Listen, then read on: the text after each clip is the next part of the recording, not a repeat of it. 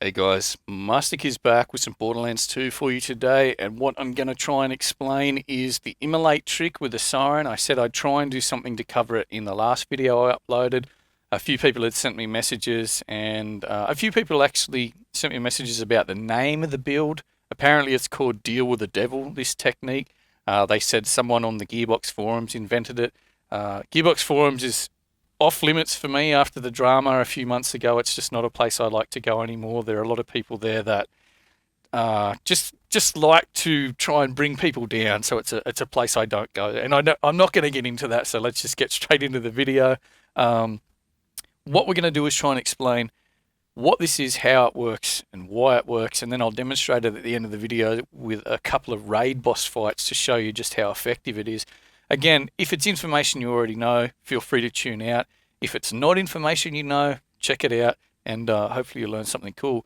What it is the Siren has a skill called Immolate, and what it is for people that were familiar with fighting Veracitous with a Siren when it first came out, everybody was using Immolate with a Norfleet, going into fight for your life, and absolutely tearing chunks off his health with Immolate. And what it does is, I'll read it out there, adds fire damage to all shots fired while in fight for your life. The additional fire damage is based on the damage of the weapon you're firing. Deal plus 50% damage as fire damage when we've got 5 of 5 in there. So what it is if you're in fight for your life, you can actually get like a damage bonus in the form of fire damage to all your shots when you're in fight for your life.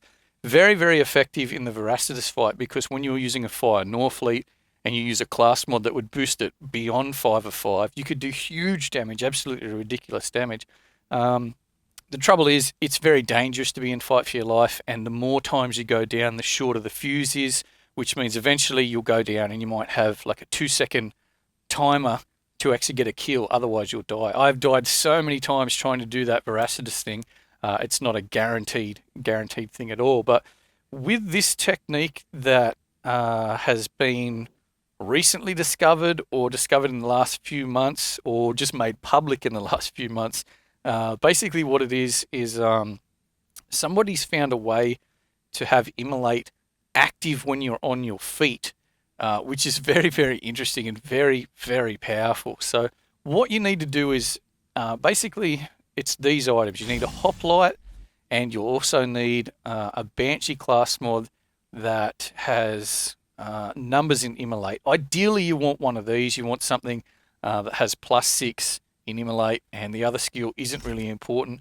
But the important thing with these two items is the health reduction. So you see the Hoplite there has max health minus 113,000, and the Unyielding Banshee class mod there has minus 31,000.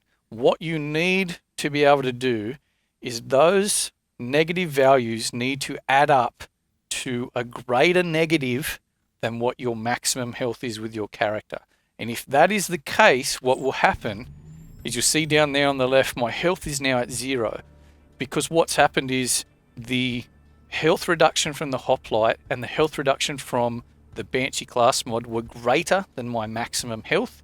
So it minuses all my health, but because I haven't been dealt any damage, I'm still on my feet. Now, the cool thing about this is it tricks the game into thinking you're in fight for your life, so it makes Immolate active. So you'll see now that I've equipped the class mod, I've got 11 of 5 in there. So that means that I'm doing an extra 110% damage as fire damage, but I don't need to be in fight for my life now. So a lot of people can sort of start to understand just from that how cool it is. And it is incredibly cool, because what it means is you can be standing, moving, you can burst fire with this, and you get that damage bonus. And it is absolutely obscene, the amount of damage that you can actually do. So what I'll do now is I'll show you some of the numbers that you can actually get with this. So I'll explain quickly again what it is. So what you need to do, equip a Hoplite and equip a Banshee class mod. Make sure the negative values are greater than your maximum health.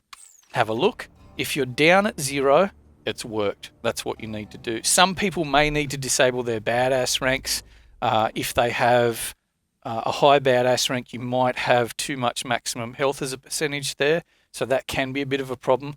Or you might need to find a class mod or a hoplite that just has an absolute huge reduction. But anyway, you may need to do that. Keep that in mind if you can't get it to 0. But basically, yeah, equip the hoplite, equip the class mod, have a look if you're at 0. Then what you can actually do is you can unequip, re-equip the B for more damage yet again, and then you can start absolutely tearing things to pieces. So if we just put one on him, so that's 3.4 mil, that's not much. 7 million. 7 million. Let's see what happens when we slag. 48 million.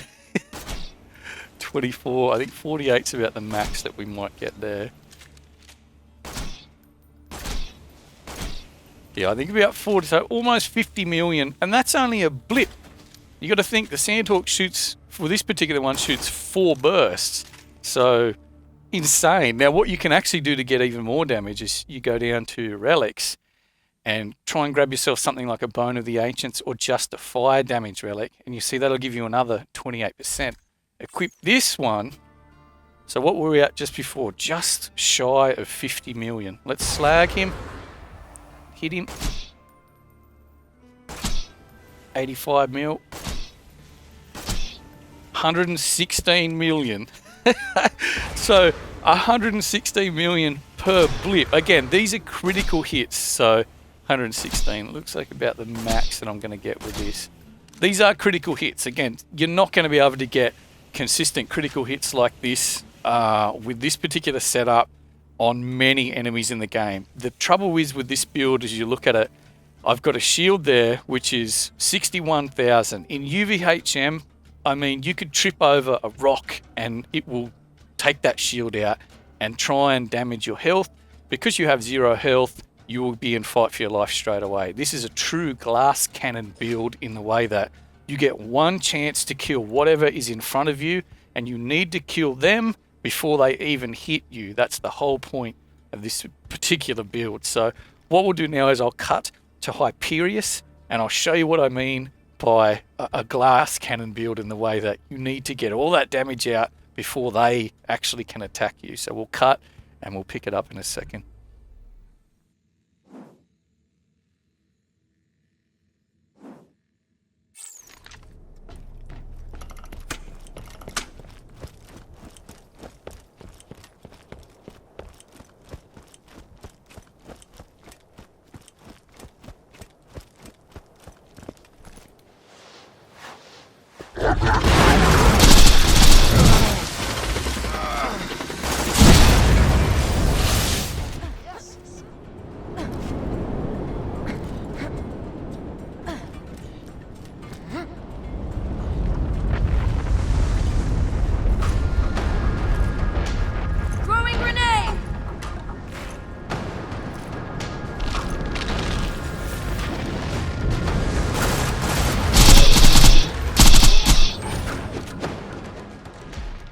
And there we have it, guys. So I showed you 2 raid bosses there. I said I was only going to do Hyperius, but I remembered I actually did Terramorphous as well, and that was probably an even better demonstration of the absolute insane damage you could do.